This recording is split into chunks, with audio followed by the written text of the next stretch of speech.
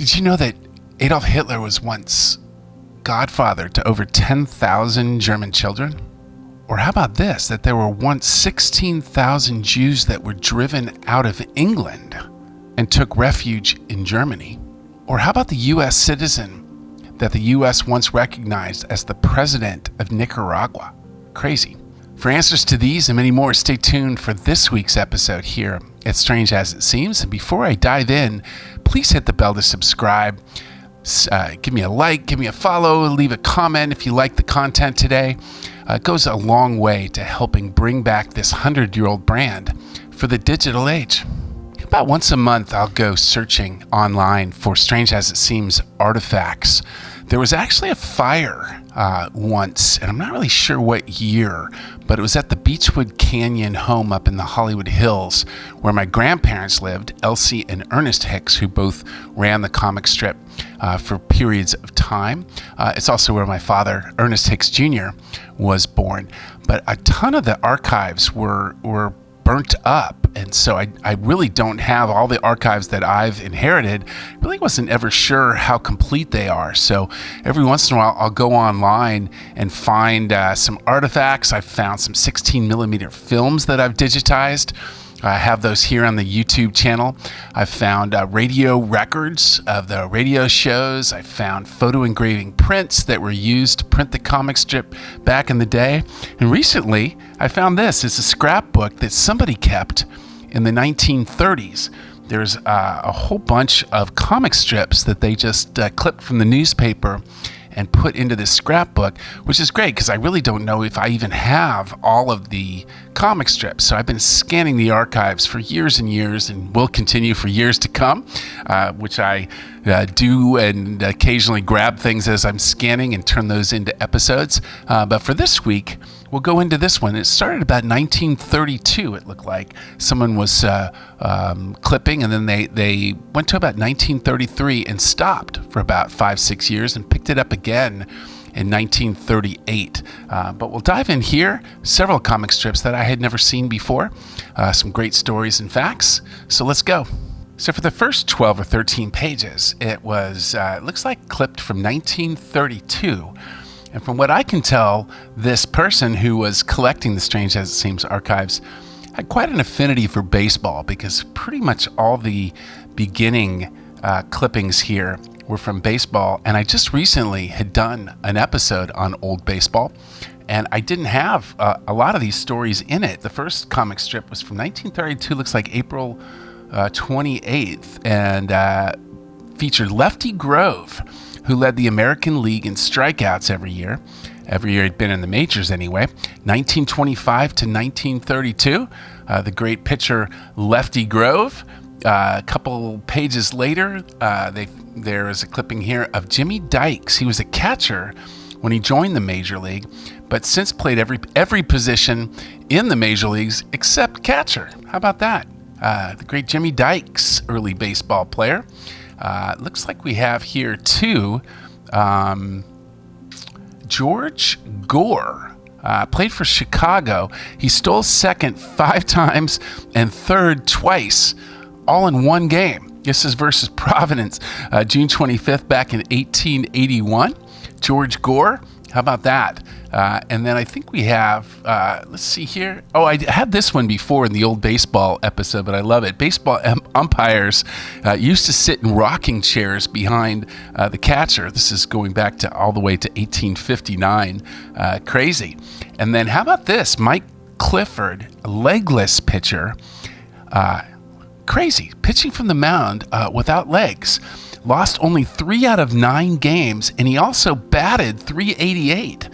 This is the Iroquois Club in Albany, New York in 1931. Crazy. How about that? Mike Clifford. Then we have Gaylord Anderson.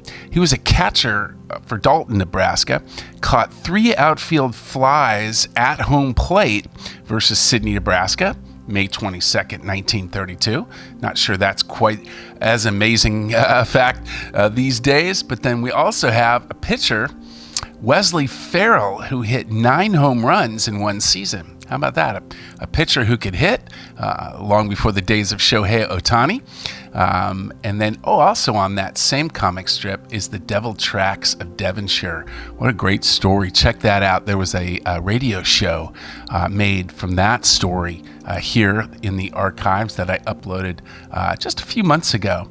But that's the stories of baseball that really took us through 1932 and 33. Quite a few amazing stories there. Oh, here's the last one. Jimmy Ring, the Phillies pitcher, finished a 12-inning game without a single fielding change. How about that? Versus Brooklyn, September 30th, 1923. So that kind of wraps it up for the 1932 and 33 comic strips here in this amazing scrapbook.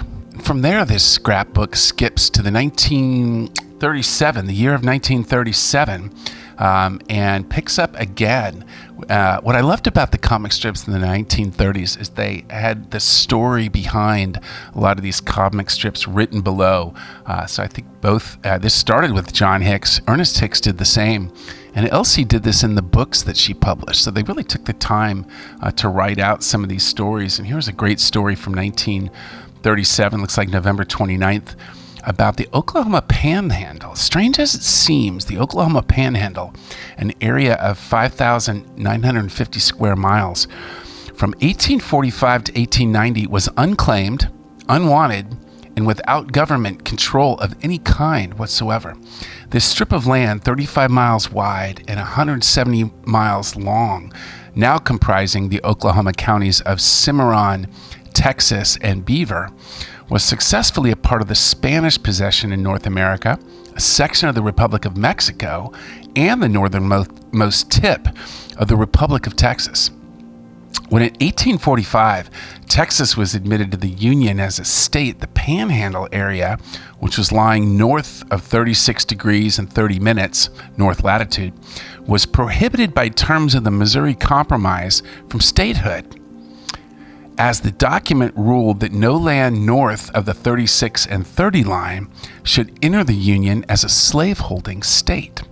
Inasmuch as Texas favored slavery, the strip of land was abandoned by Texas, unclaimed by the federal government, and until 1890, when it was annexed to the Oklahoma Territory, was literally a no man's land in the center of the United States. Strange as it seems, no government control whatever could be exercised in this outlaw's paradise during those 45 years. Crazy. Law enforcement was non-existent because there were no laws there. Extradition was also unknown, and the spot became, as you might imagine, a mecca of the bad men of the West who had merely to step over the borderline to secure immunity from the law. Many of the most desperate outlaws of the last century found their way to the no man's land, a geographical loophole in the law of the West, strange as it seems. And here's one from February 28th of 1938. I teased it at the top of the episode. Keep in mind, this is a year and a half, more than a year and a half before the start of World War II, when Germany invaded Poland in September of 1939. But this is back in February of 38, when Hitler was rising to power. And here's kind of a fascinating story. He was a bachelor, but he's also dictator of Germany at the time, was a godfather to more than 10,000 children. Strange as it seems, although a bachelor, Chancellor Adolf Hitler is godfather to nearly 11,000 German children. Like Kaiser Wilhelm II before him, Hitler selects his godchildren according to a strict arithmetical rule.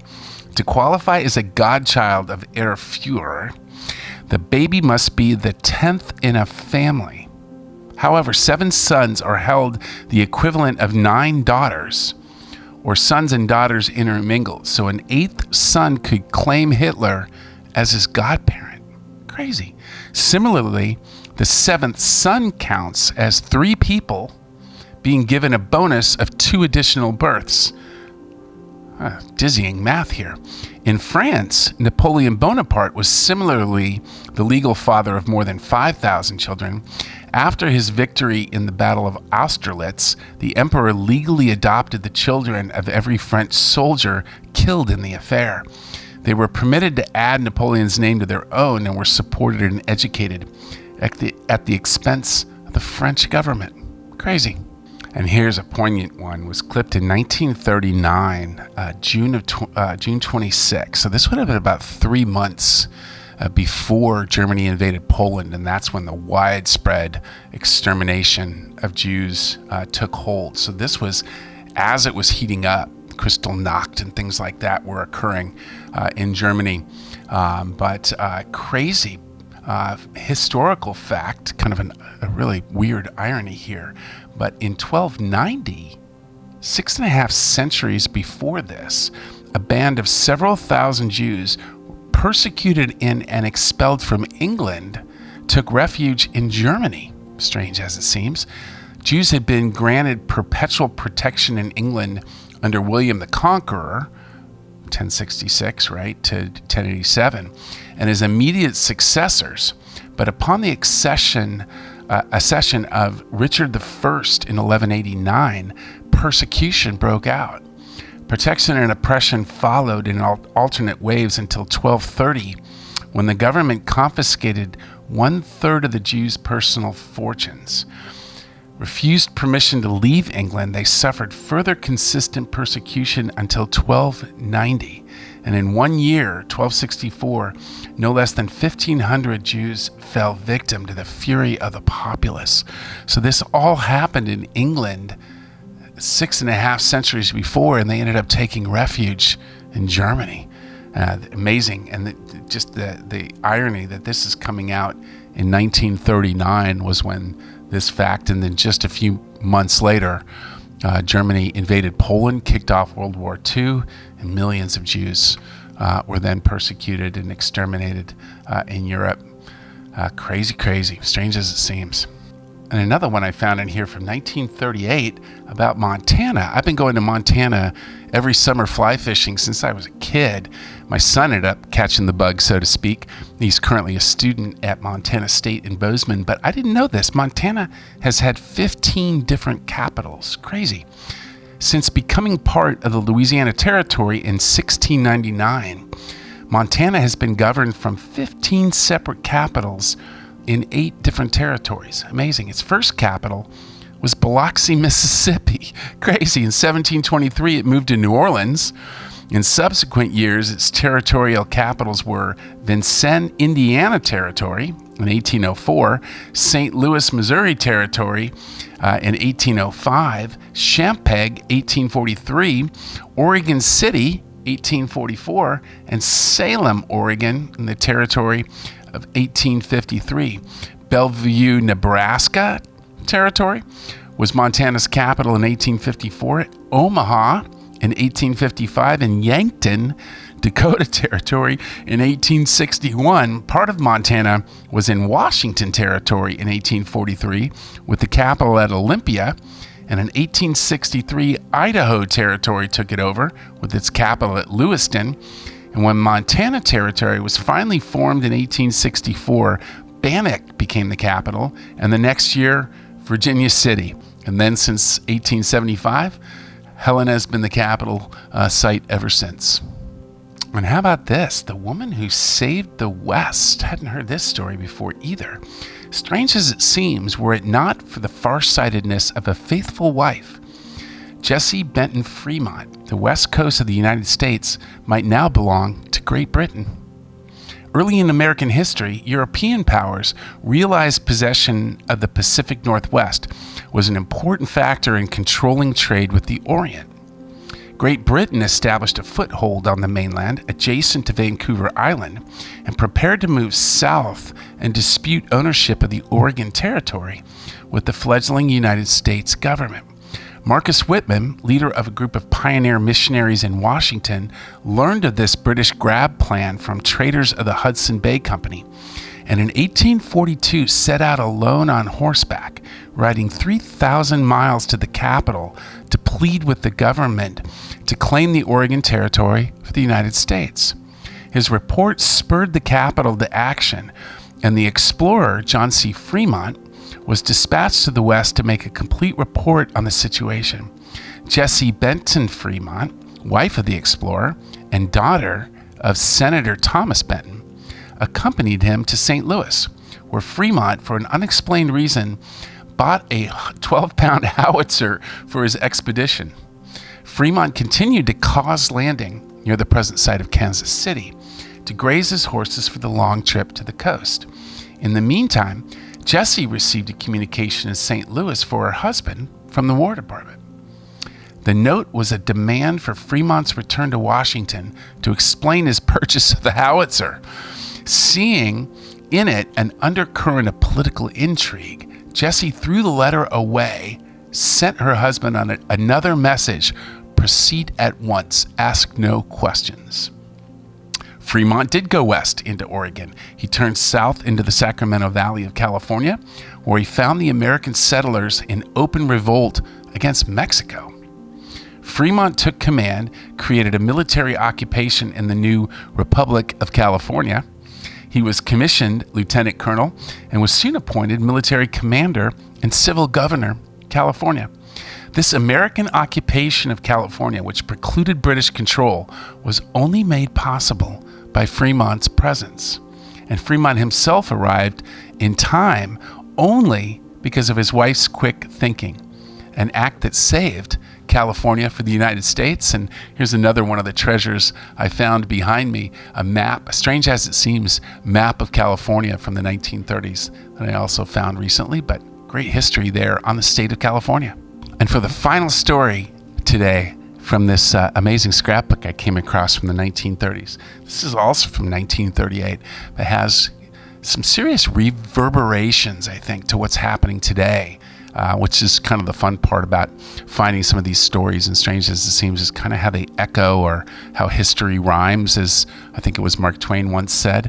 But this is a fascinating story, I think, in light of America's current occupation of Venezuela. I don't know if anybody really understands what's going on today there. We're kind of learning about it day by day. But here's an interesting story that really has some echoes of that. Soldier of Fortune. Political headache to the American government during the pre-Civil War decade was William Walker, a pro-slavery filibuster from the mountains of Tennessee with a lust for power.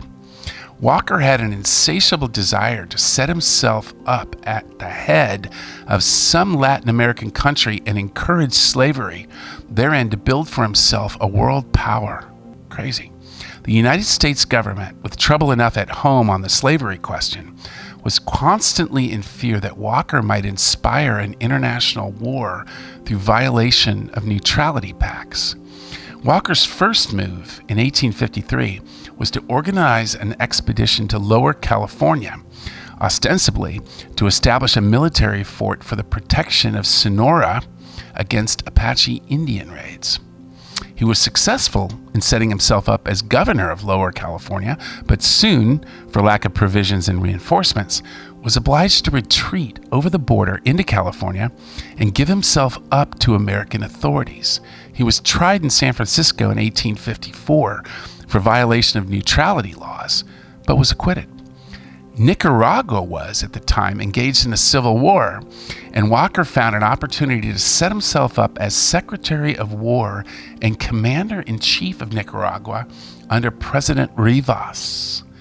He sent an envoy to Washington, where President Pierce officially recognized the Walker government. It was not long before Rivas absconded, and Walker became president in name. To secure support from the southern United States, Walker repealed an anti-slavery law, but in so doing inspired a native insurrection and was forced to surrender himself to Commander Davis of the United States Navy.